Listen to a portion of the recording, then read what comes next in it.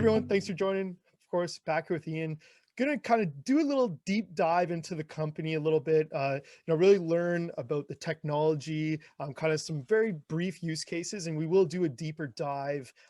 Going forward. Of course, gonna be lots of segments about use cases and other things. But Ian, first things first, how are you?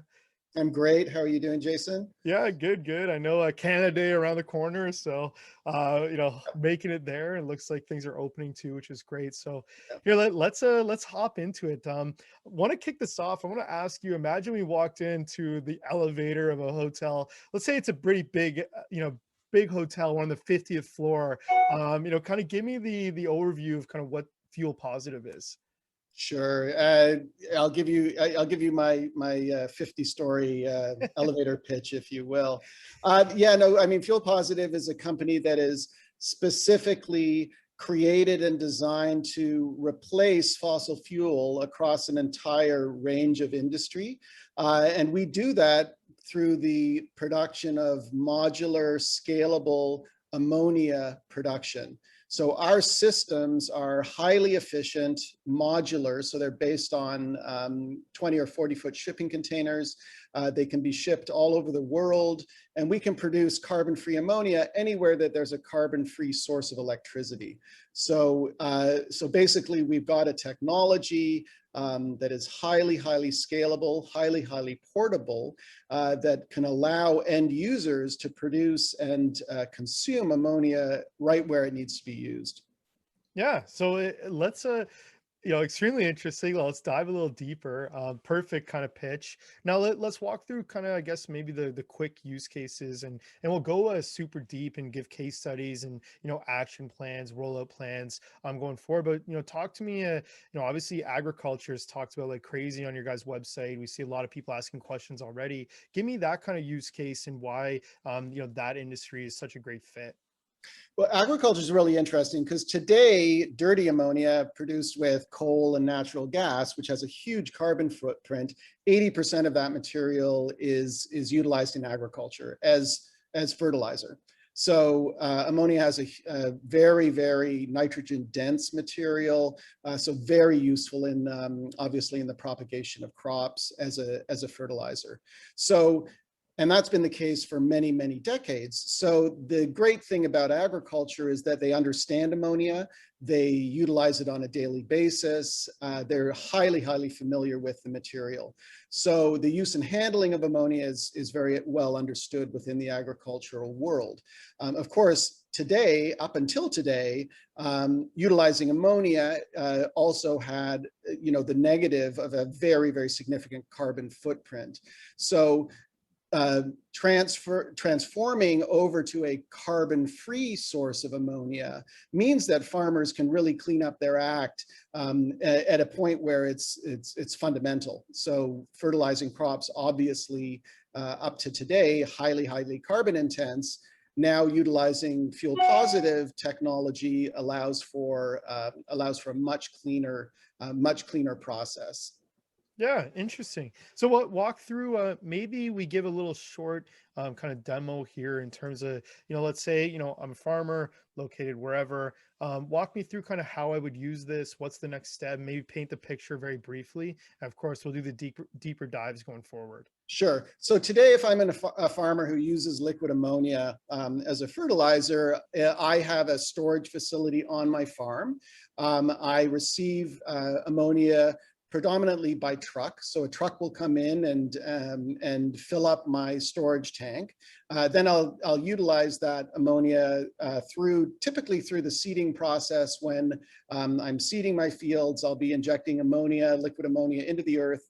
The nitrogen will be staying there, the hydrogen will be dissipating, and that's how it's used today. So I'm reliant as a farmer in that context on a very significant supply chain to get my source of ammonia. Ammonia comes mainly from very large centralized facilities. It's shipped by container ship, or it's pressurized ship. It's shipped through pipelines, or it comes by pressurized truck to my farm. So I'm a farmer. I've got access to renewable electricity. I've got wind and solar, or I've got hydroelectric. I've got a carbon-free source of electricity, and I want to get off of this supply chain. So I can buy a fuel positive system that will be in a container. A 40-foot container would produce between 500 and 1,000 liters of liquid ammonia per day.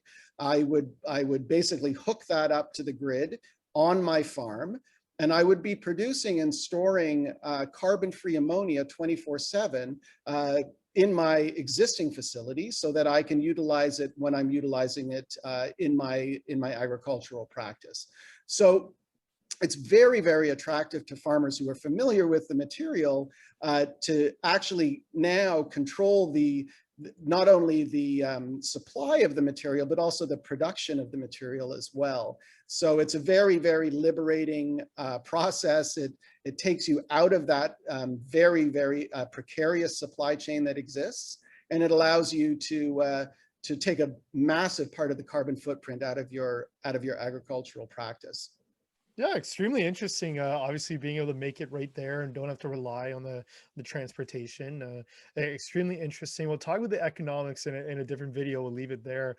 Talk me through kind of the transportation, quick kind of overview on how this would be used.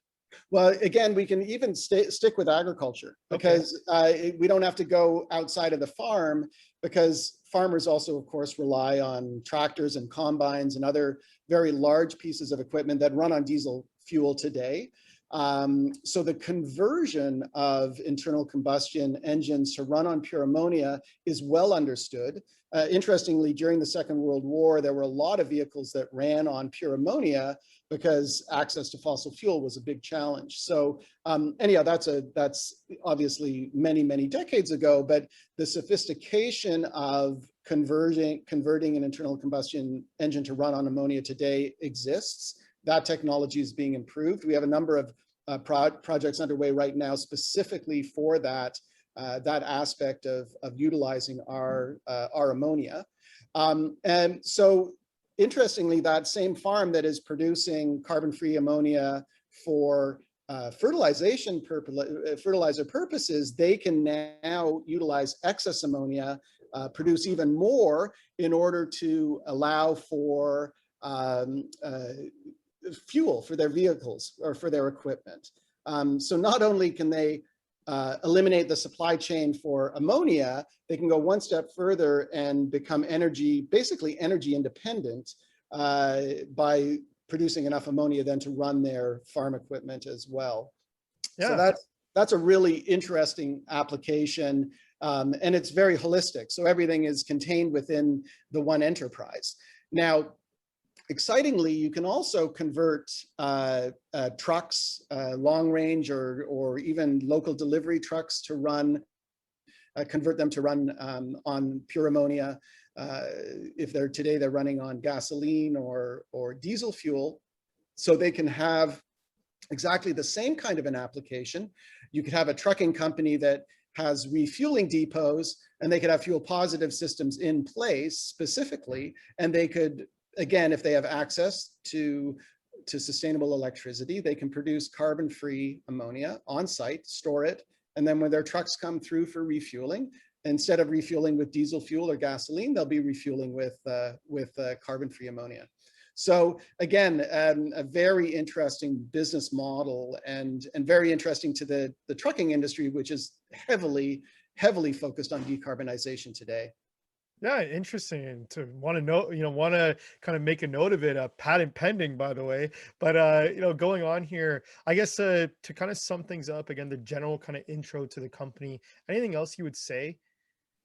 Well, we've got great partners now that have all been announced. We have National Compressed Air building our second generation systems, which will be the systems that will be utilized for demonstration purposes. The target is the end of 2021 is when we plan to have systems in place in some of the applications that I've talked about. So whether it be agriculture or trucking, the idea is that systems will be out there in the real world operating and and producing our carbon-free ammonia. We also have a lot of intellectual property work ongoing. We filed a very important provisional patent earlier this month, and have a number of other pieces to that intellectual property puzzle coming forward in the coming months as well. So that is obviously a very important part of what we're developing. Yeah, awesome. Well, look, this was a fantastic update. I think a great intro to the company, and like I Great. said, we'll do a lot more of these kind of plans forward and deeper demos, economics, why people would use it going forward. And I want to invite anyone who is watching, if you've got questions, please drop it below. We'll mix these into some videos. But Ian, thanks so much for joining. This is a great video. No, thanks, Jason. Appreciate it.